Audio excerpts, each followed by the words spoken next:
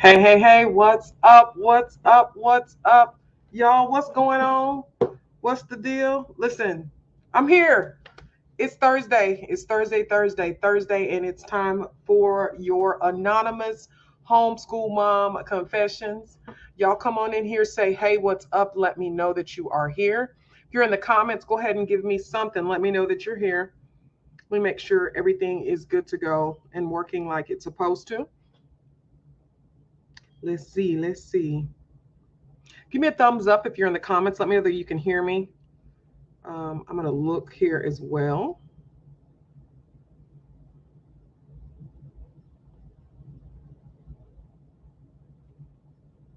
Let's see. All right, I see one thumbs up. Hold on, I'm just making sure we're good. That the volume is all good. Okay. All right, we're good. So, hey, how's everybody doing? Okay, so listen, I know that I have been MIA probably probably about the last maybe 3 to 4 weeks, maybe. I decided to take some time off and get some rest and relax a little bit while the kids were kind of shut down. Hey, Tisha. Mason is not doing as much training as he typically does. He is off for soccer right now. And then my son, the other son, Deuce, who just turned 16 yesterday, is also off as far as basketball is concerned. He is doing a little bit of training, but not so much, right? So he's not doing his normal schedule of training. And so, what I decided to do was take an opportunity to get some rest and relaxation and try to get myself together, take the opportunity to do some self care for myself. So I have been off for the last couple of weeks, but I am back. I'm here. Y'all see, I've been cutting up on the reels, but I am back. I'm here. And so we are back with episode 3 of our anonymous homeschool mom confessions. Okay. Now, what I'm going to do is I'm going to read the few that I have. There's only a couple. I'm going to read the few that I have and go ahead and answer those. You are welcome to go ahead and send your confession right now while we're live. I will open up the phone lines. I'll let you know when the phone lines are open so that you can call and do it live if you want to do it live over the phone. But the premise and the goal of this situation is to make sure that you are good to go, that you are doing amazing, that you are preparing yourself for the next school year, that you are speaking life into yourself. And if you're not, that I can help speak life as well. Right now, depending upon when your school year is starting, our school year typically has already started, but this year we are pushing it back to August. And so, myself and the collective, the Homeschool Moms Collective, which is the group coaching that I do every Mondays, we have started the process of planning our next year. And so that's what we're working on. Okay. So I am going to read these confessions. There's only like 2 or 3, I think, if I remember correctly. And then I will open up the phone lines. And if you want to, you can go ahead and call me and confess your stuff live. Or you can go on the website in the meantime and go to SeanTheHomeschoolGuru.com / confess and go ahead and confess whatever it is that you want to confess. Okay, so let's get this done. Okay, let's help each other. Let's get some peace. Let's get some joy. Let's get some laughter. Let's make sure that we are all good and on one accord. Okay, so let's get right to it. Y'all know how I am. I know y'all have whole lives and things to do. I try to do it at this time of night so that you guys can be kind of, I don't want to say focused, but not be consumed with mommy duties. And so I try to do it this late at night, but I'm going to go ahead and go through these and we'll go from there. Okay. All right. So the first confession says, Dear Sean, you are the homeschool guru. I am. Let's see. I feel like a failure sometimes because I just fall into these depression states and I just don't feel like doing anything. I feel the kids could be further along in their studies if I wasn't in such a funk. I feel if I demand time for myself, it's selfish, but it would so help me and the kids. Okay, so listen, I'm gonna get a little personal and talk to you about my battle or my fight with depression. I've mentioned it before if you've been around. Um, the best thing that I have done for myself when it comes to my depression or when I get in my funks was kind of determine the cycle So basically, what happens, what causes it, what starts it, what's the trigger? And for me, the typical trigger is being overwhelmed or being anxious about things that are happening or going on, right? So say, for instance, you guys know that we have multiple businesses, and one particular business is a catering business. The catering business takes a lot of work. And what tends to happen is the the amount of work that it takes, and then the amount of cleanup after the fact and all that stuff. My house is usually a wreck. There's just a bunch of stuff going on that typically triggers me into an anxiety mode where I'm just anxious because I can't get to things like I want to get to them. And then that anxiety mode pushes me into a depression mode. Okay. And so the best thing that I have done for myself ever was, one, realizing that I do suffer from some type of depression, figuring out what my triggers were, that caused the spells or the funks. And then the very next thing was I went and got medication. I am not a big medication person. I'm not a big pill taker. Like, that's not something that I typically do. But what I was doing was I found myself fighting to be okay more than being okay. And so when I say fighting, I mean, I would get up in the morning and I would be, it would be a difficult start. If you've dealt with, depression in any kind of way, it would be a difficult start. And then something would happen and it would trigger me to kind of flip, or trigger me to have some type of downspin, right? So I'd spin out of control. And so what I'm going to say to this mom who is experiencing some depression, the biggest and the most important thing for you to do is to get some help, right? You need to go talk to either a therapist, or you need to go talk to your doctor and say, I don't feel okay. I didn't know. And again, being personal. It is what it is. I believe in being transparent. Hopefully it will help and bless someone else. I never thought that I was suicidal, right? Okay. So throughout the years, I never thought like, oh, I'm going to go harm myself. Like, oh, I'm going to go do something and like not put myself on this earth anymore, unalive myself. But what I did think of was my life, like the kids and my husband, their life would be better without me. Okay. So what I thought in that space was I was causing more harm to my kids and my husband than I was helping them. And not fully understanding what was happening, why that was the feeling that I was getting. But the best thing that I did was go get some help. And I will forever tell somebody that. I know I had a conversation with a family member recently, and it wasn't really a conversation, but it was like back and forth, text comments or whatever. And I mentioned that when it comes to depression, that the best thing I ever did was get medication. And the person responded to me and said, well, I don't want to be on drugs. Like, I don't want to be medicated. I need to center myself and ground myself. And for the longest time, that's how I thought, right? Like, I can handle it. I'm Sean. Like, I've been through the storm. Okay.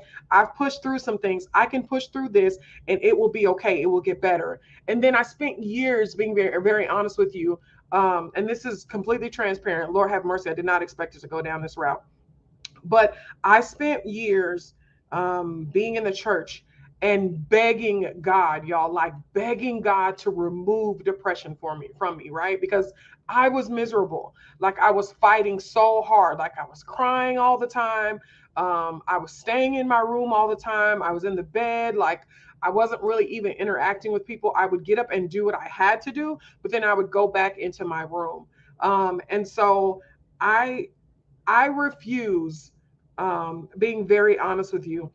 I would just beg God, like, just being honest, like beg him. Like, I remember sitting at the altar, and if you know how the black church goes, then cool. But I remember sitting at the altar and just tears streaming down my face and begging God and being like, why won't you heal me? I've been dealing with this for years. I've trusted you. You said, if I believe, if I ask in your name, like repeating scripture, doing all this stuff. In your word, it says that when I am the weakest, you are made strong. Like, I just have to let you do what you do. Like, I was begging God, y'all. I was begging him to heal me. Like, begging him, like, just, Lord, please, like, heal me, please. Like, I was begging him. And then what I found was, because I wasn't quote unquote healed, and because I wasn't quote unquote healed, I would get into a deeper depression. And then I would go talk to ministers who were lay counselors. And lay counselors are very different than therapists or psychiatrists or psychologists or whatever. But I would go talk to a lay counselor, a pastor, a deacon, whatever, a lay counselor. And a lot of them would say to me, you just don't believe, or this is happening because of this, or you're still dealing with depression because of this. And I always thought it was me, y'all. I always thought that there was something that I was doing wrong, that God would not heal me from the biggest thing I was asking him for, right? Like, y'all, I was begging him, tears streaming down my face. If I go to my journal right now and read pages from my journal from a few years ago, you'll see like I'm praying, like I'm pouring my heart out to God, like, and I talk to God like he's my homeboy. I don't talk to God like, oh, Father God, in the name of Jesus. Like, I'm not deep and wonderful. I do give him reverence. I do, bless his name. I do all that stuff. But then when I get to talk to him about my problems, I really get intimate with him about that, right? And so I'm like, God, like, what is the problem? Like, I'm doing what you asked. I'm reading the scripture. I'm begging. I'm checking with the elders. I'm doing all this. Like, why am I still dealing with this? And I couldn't figure out why I was still dealing with it. So fast forward, I went to my my PCP, my normal practitioner, right? And I said, something is going on and I can't get past it. Like, I can't get over this hump. Like, I'm not okay. And I don't know what it is. I feel like I'm fighting every single day. I feel like the bad days are happening more than the good days. So say for a day out of a 7-day period, maybe 4 to 5 of those days, I was fighting to push through. And so I was just honest with my doctor, and I told her that. I said, I'm out of 7 days a week, I am fighting to push through. I am fighting all the time, and it's not worth, like, it's too much. Like, I'm not getting peace.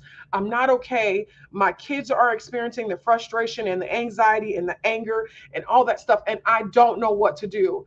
And so then my doctor suggested, well, let's look into some medication. And let's look into some therapy. And so the best thing I did was contact the therapist, and the therapist was like, let's listen, until we can get this under control, you definitely need to get on some type of medication because there's something going on chemically, right? So we need to get that balance. So let's do that. And then you need to talk to me or see me a couple of times a month. So you need to see me every 2 weeks. At first it was every week, and then it went to every 2 weeks. And so when that happened, of course, I was like, I don't want no medication. I don't want to be on no drugs. I don't want to do this. Y'all, listen, the pill that I take every day has been the best blessing I have ever received in my life. Now, like I said, I'm not an advocate for a medication, but I'm an advocate for you taking care of yourself. And so if you are in that space where you are depressed, where you are anxious, where you are waiting for the other shoe to drop, where you can't get peace, where you are fighting more than you are succeeding, right? And when I say fighting more than succeeding, then it is important for you to go to the doctor and get some help. Listen to me. If you hear nothing else in the world that I say, whether it's homeschooling, whether it's about being a wife or a mother, okay? If you hear nothing else I say in the world, hear this, okay? Hear my heart as somebody who experiences depression, who experiences anxiety. Go get some help. Find you a therapist or a psychiatrist or whatever to talk to. If medication is needed or you feel that medication is needed, ask your doctor. If you feel like, I'm not sure if medication is needed, ask your doctor. Be honest with your doctor and say, hey, doc, like I said, I'm never thinking about unaliving myself. That's not something that I think about, right? I don't think about unaliving myself. But doc, I wonder if my kid's life would be better if I wasn't here. And my doctor said to me, Sean, that's unaliving thoughts. That's exactly what that is. Doesn't necessarily mean that you will hurt yourself, but you begin to wonder what life would be like without you here. If it would be more helpful. And then my doctor loved on me, right? And said, let me tell you this. A, life is not going to be better without you here. B, your kids love you and need you and they want you. C, your husband is the same. D, number 4, 5, blue, whatever you want to say. It's okay to take the opportunity and the time to put yourself first. Life is hard. That was the most profound thing she ever said to me. Life is hard. We're not dealing with the same life our mothers, great-grandmothers, grandmothers, great-great-grandmothers, and their life was hard in a different way. But life is hard. And if there's something out there that can help you be okay and help you function normally, then get the help that you need. Okay.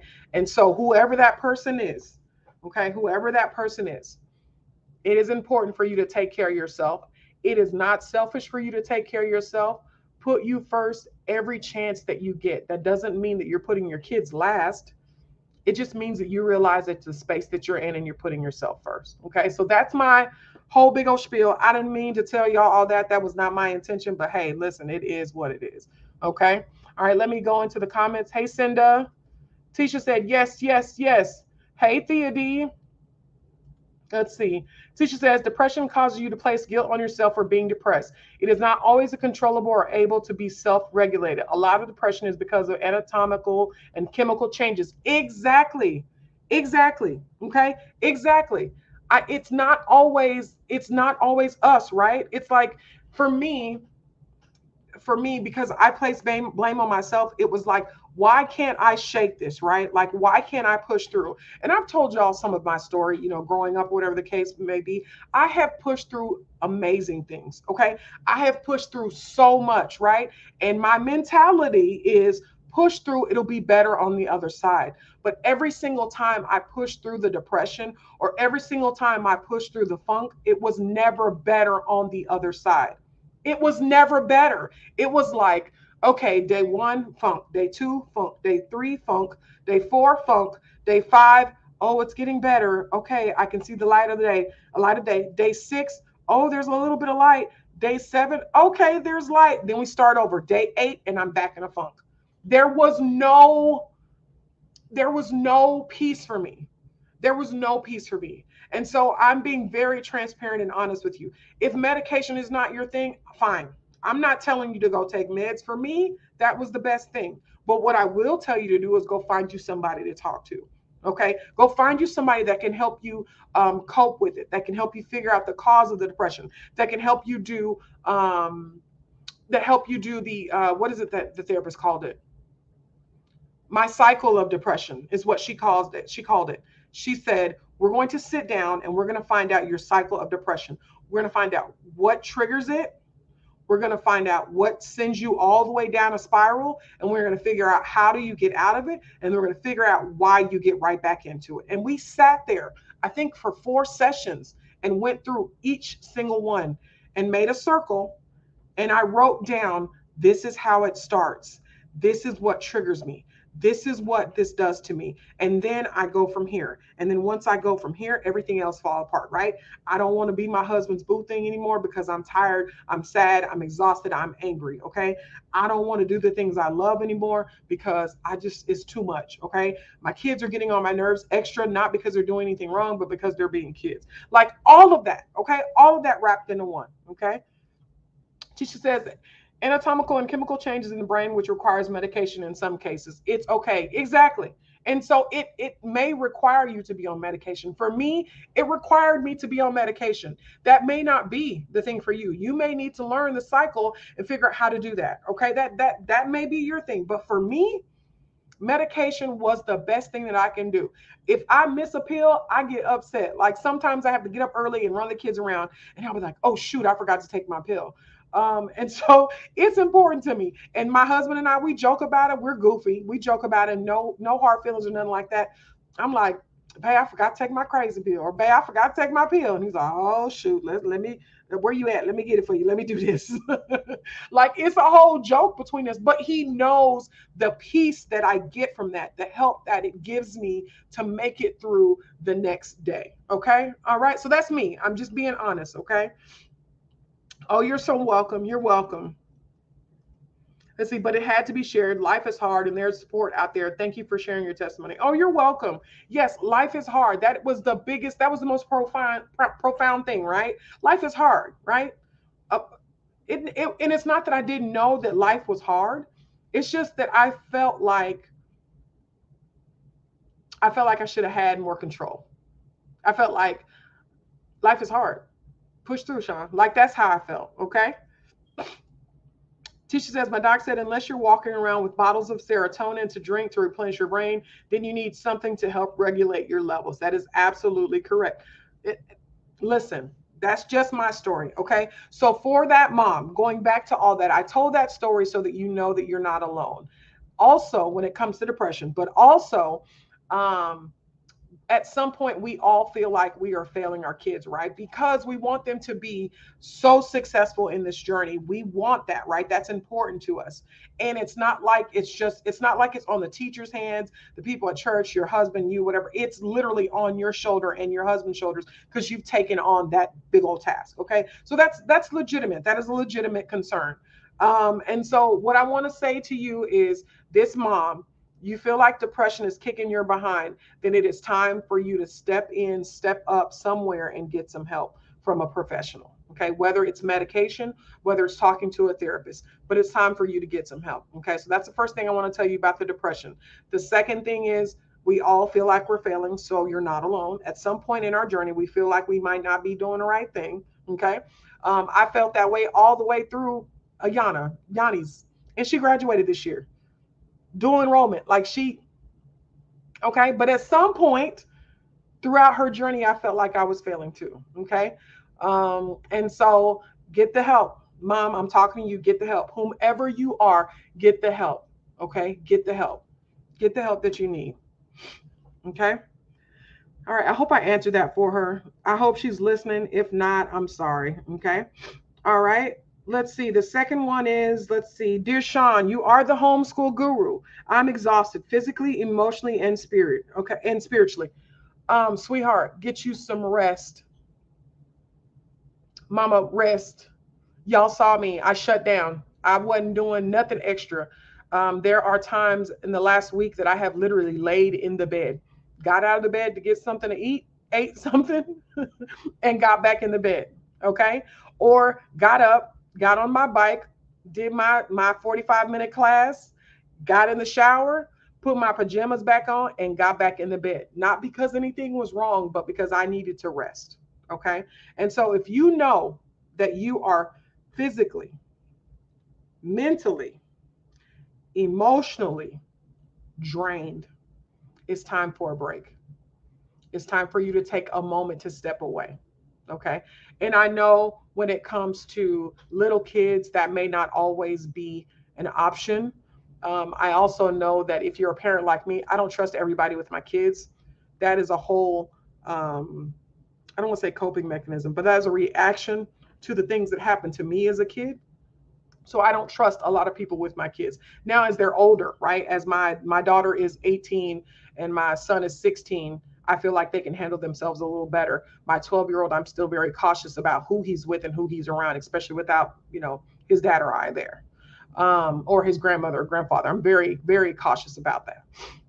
And so what I'm saying to you is, if you are emotionally, physically, spiritually, if you know that you are exhausted, take a break. Okay. That may mean tomorrow we're going to get up and we're going to go to the park. We're going to come home and we're going to chill. Take the break though. Take care of yourself. There's nothing more important than taking care of yourself. Because the fact of the matter is, if you fall out right now from exhaustion, who's there to take care of those kids? Anybody. Anybody can answer that for me. You're exhausted and you pass out. You're stressed. Who's there to take care of your babies? Who's there to continue their education? If you leave this earth right now, who's there? Not you. Take care of yourself. Make yourself a priority. You have to. You have to make yourself a priority. And it's okay to say no. My friend JQ says, no is a complete sentence. She says that all the time. No is a complete sentence. And every time she says it, I'm like, huh. You're right. There's nothing else needed. No is a complete sentence.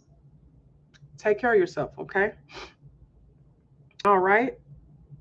Let's see. I lack consistency in my homeschool. My child isn't advancing, and it's because of me. We have missed several days because of me being sick and not pushing through. Please help me. Okay. So for you that is lacking consistency, What I would say to you is it's important that you write it down, make a schedule for yourself. Okay.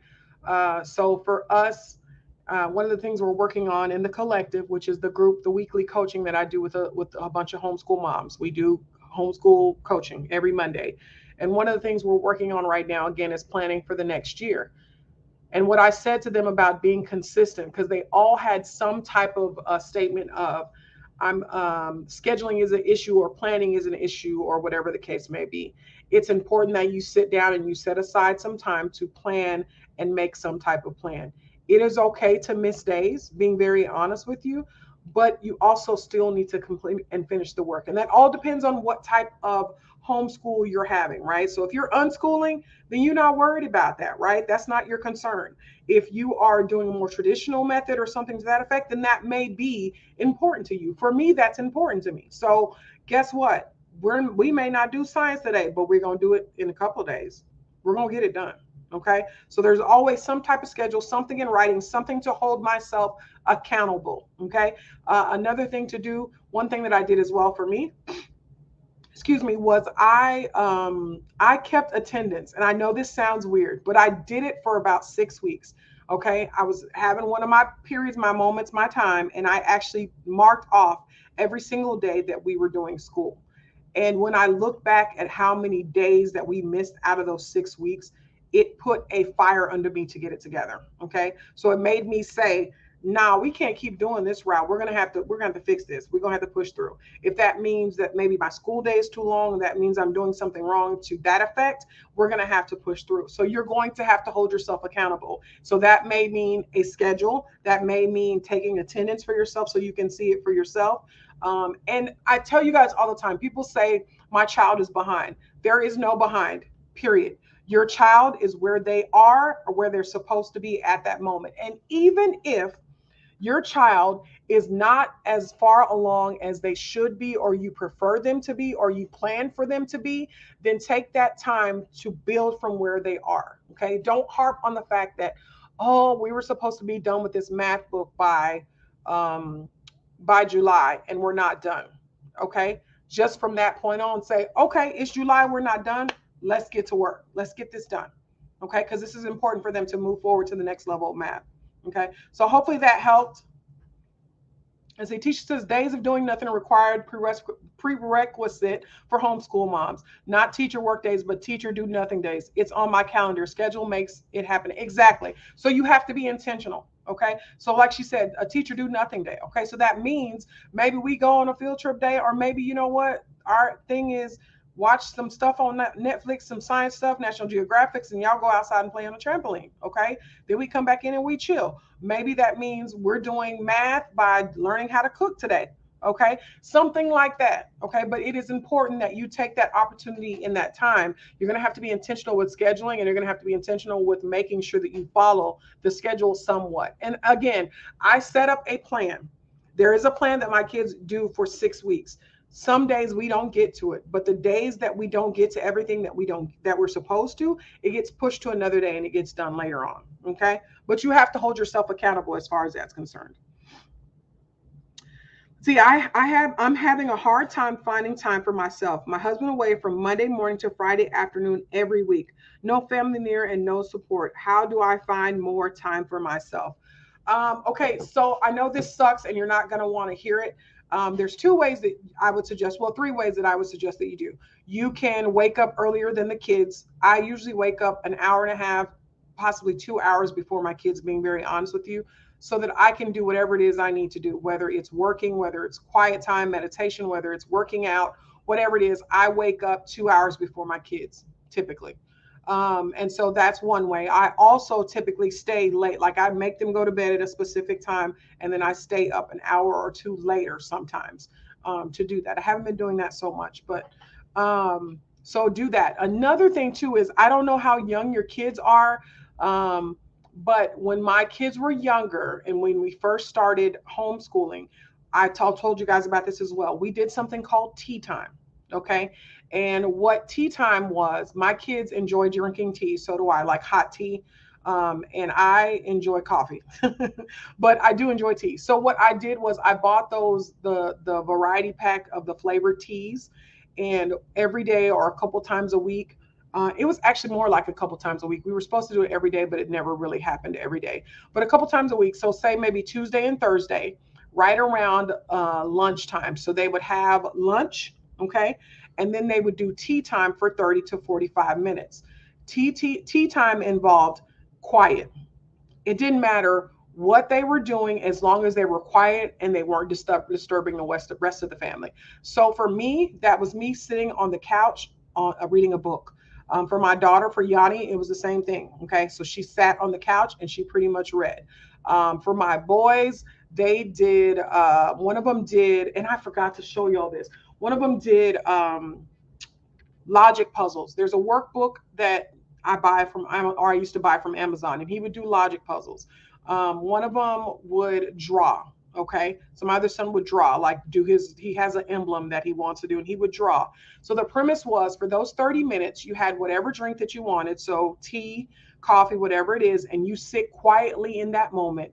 You do not disturb the rest of the family. Okay, so my suggestion is as they get, like they're younger, of course it's going to be smaller, but my kids are a little bit older. So your tea time may only be 15 or 10 minutes. Okay, everybody finds something to do quietly without disturbing the rest of the family. And you be consistent, you set boundaries, and you make sure they follow them. Now it's going to take a minute, right? Because they're kids, right? So you're going to say it's tea time or it's quiet time, whatever you want to call it. Okay, and you're going to have a seat. Let's have a seat. Mommy, listen, I hear you. That is absolutely amazing. Like, I know that's going to be an amazing story, but right now it's quiet time. Can you write it down and we can talk about it when we're done with tea time? If they start playing with Legos, and y'all know Legos can get loud, right? That would be a task that would not be acceptable because that would disturb the whole entire family. But maybe like putting a puzzle together. Okay, so you're going to have to, again, be intentional, add it to your schedule. Now, what would also happen is because it was around lunchtime, and this was a trick for me, it was around lunchtime, right? So I get them good and full, some good food. And I also, those lunches would be heavier than the others, being very honest with you. But I would get them some lunch, and then 1 o'clock, 1:15 would be quiet time or tea time. Okay. Typically, when they were sitting there quiet, reading whatever the fact may be, whatever it was, they would end up drifting off to sleep for 30 to 45 minutes. And then I got my quiet time. Okay. So, I mean, be intentional, schedule it, make it happen. Start teaching them now what it means to take care of yourself, right? Because what we don't want our kids to be, just thinking about this, what we don't want our kids to be is us, right? Learning at 42 years old how to take care of ourselves and say, I'm not okay and I need some time. I need some peace to myself. That's what we don't want, okay? We don't want that. We want them to learn how to take care of themselves now. So start teaching them early, okay? So tea time works. It works great, okay? All right, so those are all the emails that I have. I am going to open up the phone lines. You are more than welcome to call in. That number is below 832, and I don't remember it, 832-779-0478. 832-779-0478, and you will be live on the air. The phone lines are open. Okay, it says days of doing nothing. Oh, I already read that. Yeah. But you are more than welcome to call live if you'd like to and ask or make your confession. But this has been a great conversation, okay? What I want you to take from this more than anything else is it's okay to put you first. It's okay to say you're not okay. It's okay to ask for help. It's okay to say, Doc, you got some more of them antidepressants? It's okay to say that. Like, it's okay to say, I need some help. And when we are honest with that, we help our kids so much. Like, not only that, but we're teaching them self-care, which we just talked about, right? We're teaching them to say, I'm not okay. I tell my kids when it's my therapy appointment in the family group text, I'm like, I'm going to therapy. And then when I'm done, my kids ask, hey, Mom, how was therapy? It was a good session?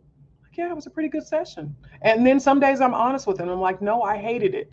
And then we'll have that conversation. Well, why did you hate it? Because she dug a little too deep for me. But I know it's going to be better for me in the end. But I just didn't like how she dug into me like that. She made me think about stuff I don't want to think about. Okay. And so do that. Take care of yourself so that you can be better for your kids, but also so you can teach them how to take care of themselves. Okay. All right, I'm going to be honest with y'all. Y'all know how I am. I'm not going to stay on here long. I have read all of the emails that have come through. If you want to call, you are more than welcome to call. I'll stay on here for a couple more minutes.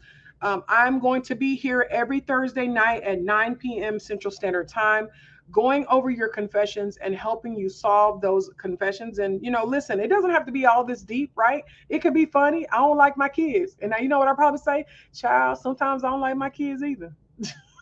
And the fact of the matter, sometimes they don't like me. So it doesn't have to be that deep, but you are more than welcome. This is a space, a safe place for you to come in there and say whatever it is you need to say to get it off of your chest. There is no way to track you. I don't ask for your phone number. I don't ask for your name. I don't ask for your email address. There's literally a box that says, make your confession. That's what it says. Okay. And you can do that at SeanTheHomeschoolGuru.com/confess. Or when we're going live, like I'm live right now, you can dial 832-779-0478. Okay. All right. So listen, nobody is, let's see. Change your press. I don't see anybody calling. So I'm going to jump off of here. I hope you guys have an absolutely wonderful Thursday. I will be back here again on next Thursday at 9 p.m. Central Standard Time. You are more than welcome to put any and everything to confess your anonymous confessions. I will see you guys soon. Thank y'all so much for joining. Until tomorrow. Nope. Until Thursday. Bye.